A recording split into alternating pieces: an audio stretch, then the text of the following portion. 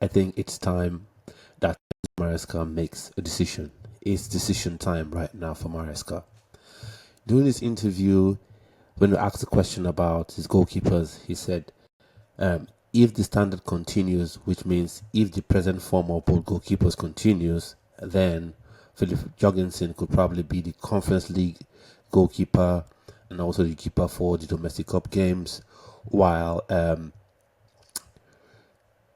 Sanchez would be the goalkeeper for the Premier League.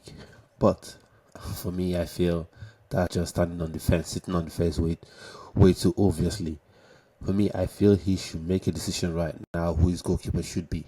And if you would ask me, the goalkeeper should be Philip Jorgensen because he's shown in the few times that he's played, especially yesterday, that he's very good with his feet. And since that's something that modern day football everyone seems to want, a goalkeeper who's good with his feet. And more importantly, Enzo Maresca wants a goalkeeper that's good with his feet. There's no need dicing and dancing around it. Let's go for Jorgensen as the number one keeper for all competitions, and then Sanchez can be his backup.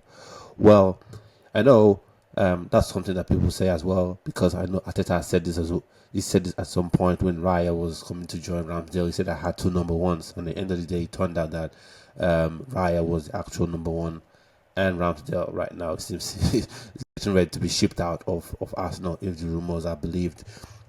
So for me, Philip Jorgensen should be the goalkeeper, and I want Enzo Maresca to make that clear, make that clear and obvious for everybody that that's his goalkeeper because I think he matches with what Enzo Maresca sort of wants, and yesterday was clear evidence of it. He was very good on the ball.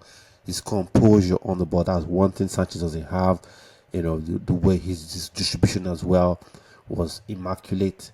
Although you would say it's a Conference League playing against a Soviet side, but they put Chelsea under pressure, undue pressure, in my own opinion, because I think the team didn't really play that well yesterday. You could see my video in the live stream yesterday. You could check it out as well if you haven't seen it.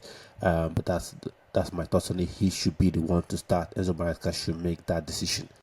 And then we move to the next player. This player has been maligned and criticized, in my opinion, I feel unfairly as by a lot of Chelsea fans. They said, "Oh, he should be sold. He's not that good. He's selfish. He's stingy. He's greedy, whatever." But he came on yesterday and scored the goal that sort of ended the game. Because prior to his second goal, prior to that goal, the Savage players were still feeling like they had a chance, to come back and draw level. And once it's 1-1, who knows what could happen. But he came on board, he came on the pitch, and immediately you could see his impact, his physicality, his running at players, and his quest to take a shot at goal. Although the first shot he took was blocked. I'm talking about Noni Madueke. Chinonso Madueke. Noni Madueke. And he scored that goal, taking the shot with his right foot. And I've said it before that Pedro Neto, or rather, while I was watching the game, I was thinking to myself, say, Pedro Neto, the way he plays, though he's left-footed, he's more suited to being an orthodox winger. A winger that would, run a byline, outpace his fullback, and then pull the cross, and then take a cross straight into the box for number 9 to finish up.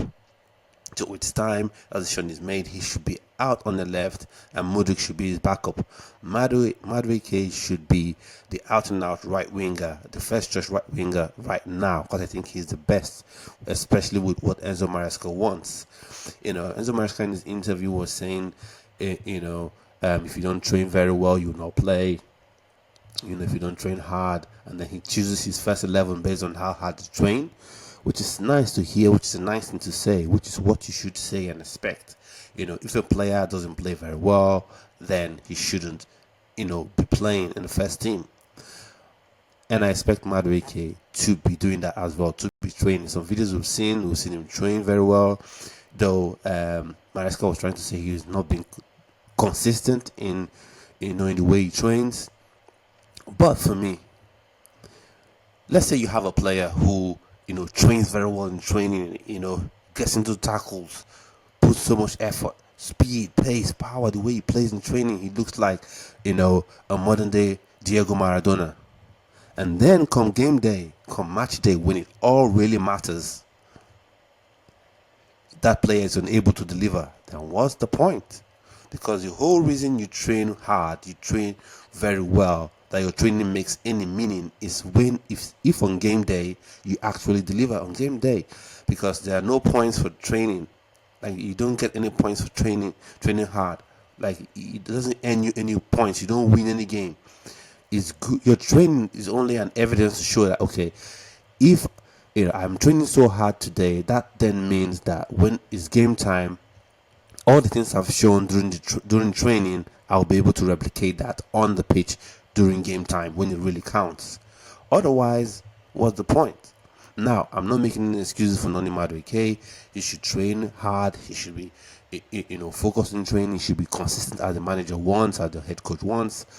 But if on game day he keeps delivering with assists, with goals, then while the so-called hard trainers don't deliver on game day, then what's the point? Madueke should start.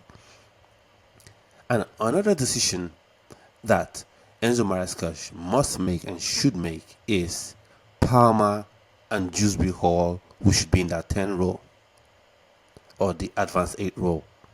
For me, it's clear as day. Cole Palmer and Christopher Nkunku should be the two 10s behind the striker. Dewsbury Hall, I know he was under the tutelage of Enzo Maresca while they were at Leicester. That's fine. But you can't compare the quality of Palmer to Dewsbury Hall. All due respect to Dewsbury Hall, Palmer is head and shoulders above him, especially how you want to play. If you wanted to play with industrial type midfielders that would just great work ethic, tackle, put pressure on the ball, yeah, then fine. But if you want to play with midfielders that have quality on the ball, that can keep the ball, that can help you control the game, that can create havoc in the opposition half, then Palmer and Nkunku must be your 2 10s or your 2 advanced 8s, so you can say 8.5s. That's how it just has to be. And then, like I said, back again on the left wing, on the left wing, the decision must be made. Mudryk, now Sterling is gone, Mudryk should be on the bench, and then Pedro Neto should start in his state for now. And I think that will serve Mudryk a lot better.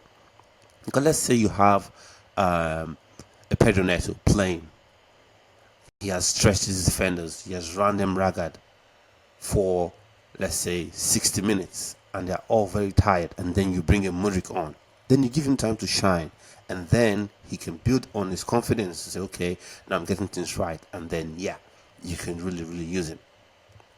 Now, the final decision I think Enzo Maresca must make, though this is not really on his table, it's not completely fair for me to say he must make the decision, because I think the decision lies above his head, but still, he should decide to go with a top striker. I know he wants a top striker, and he said in the interview that a top striker will really help them.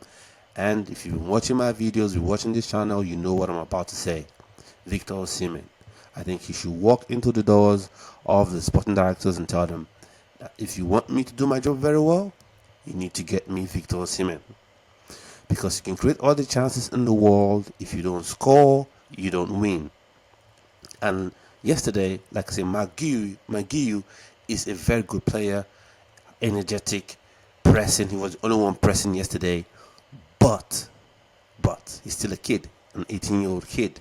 And you don't want to put the entire pressure, of leading a team that wants to at least finish in Champions League spots on his shoulders. You have a Victor Osimhen. He comes in. He not only scores the goals, but if you've watched Victor Osimhen, he makes his players better. It's kind of like sometimes like a motivational speaker as well for his teammates. And then he can be someone that your Maguire, your Nicholas Jackson can learn off of, and that is very, very important. So I wonder what your thoughts are. Let me know in the comment section below. And at this point, we've come to the end of today's video. So I'll just say, do like and subscribe to the channel. Don't forget to do that, and click the notification bell as well, so you're notified each time I put a video on the channel. And there'll be more new programming rather, coming to the channel. For instance, we'll be having Next Gen Nigeria, we'll be having Next Gen Chelsea as well, and around the league as well will be coming up. So new program will be coming on the channel. So subscribe and click the notification bell so you know when each of these new programs will be posted, when the first editions of first episodes of this will be posted. So you know. So thank you for watching, and do have a splendid rest of your day. Bye bye.